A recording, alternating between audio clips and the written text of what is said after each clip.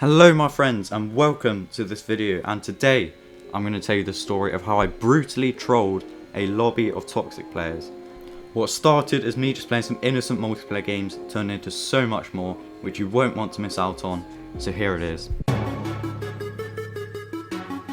So this all begun when I joined a random unranked lobby in the hope of just having some fun and clean racing. Crazy, I know.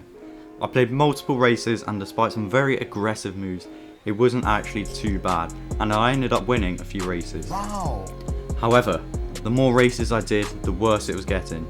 All of a sudden, I was seeing incidents like this, and like this. Crucially, the original host of the lobby had quit, and by sheer luck, I became the host of the lobby. So because of this, I was able to kick out some of the really toxic players, but this didn't solve the problem. The lobby was becoming more popular, and every time I kicked out a toxic player, 3 more toxic players would join. I couldn't keep them out. Lining up for the French Grand Prix, I was very nervous. I was surrounded by some of the craziest people I've ever seen in an F1 game, and now I had to try and survive a 5-lap race with them. Even just surviving turn 1 was going to be a big ask, and you'll be very unsurprised to see that absolute chaos took over on lap 1. Even before the first corners, cars were all over the place, and I had to swerve to avoid contact. It was a very similar story coming out of turn 2. Multiple cars just decided to create their own track, with track limits just a thing of the past.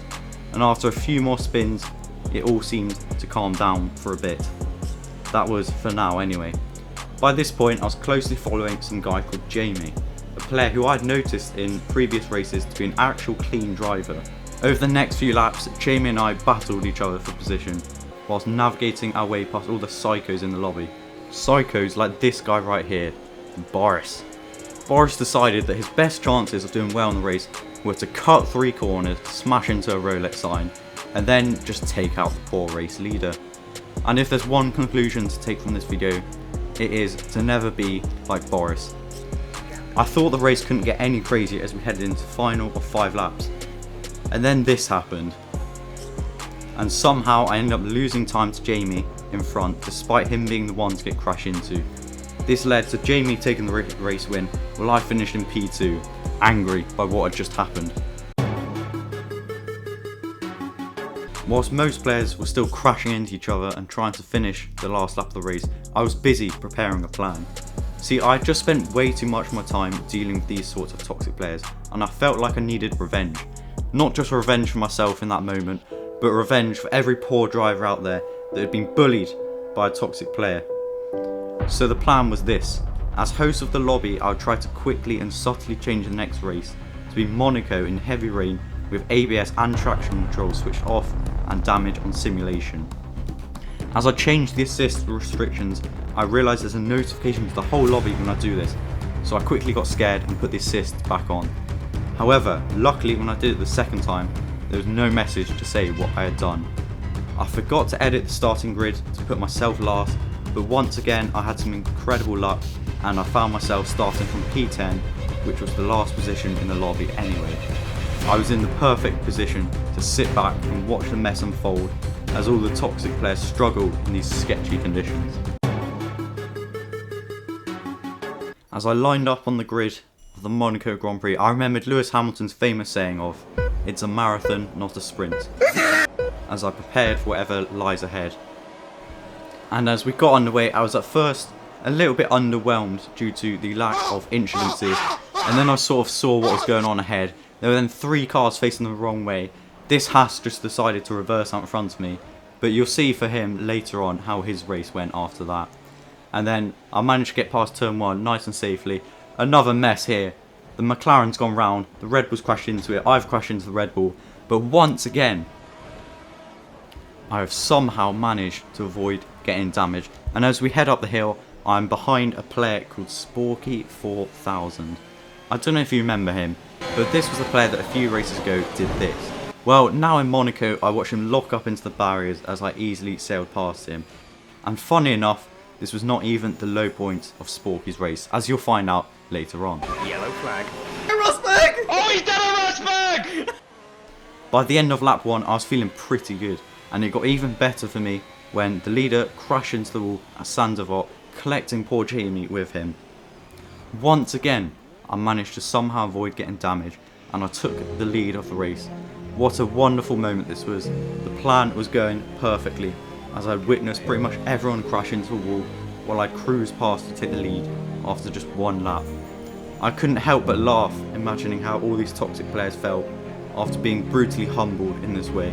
However, for a lot of them, there was worse to come. I pushed onwards, slowly getting faster in the challenging conditions. Both drivers behind me had pitted, giving me a massive gap at the front, and I was just chilling whilst watching the constant stream of yellow flags on the map. At this point, I thought I was invincible. I was on top of the world and I couldn't see anything bad happening to me.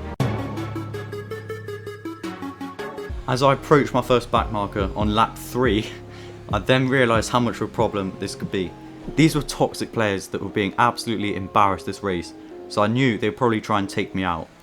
I originally was going to try and bait and move to the right, see if he would try to hit me, but as I did that, there was a little chance just to squeeze through and I managed to quickly get past him, and just as I looked behind me, he did indeed try to swerve into me, only to miss and almost hit the wall.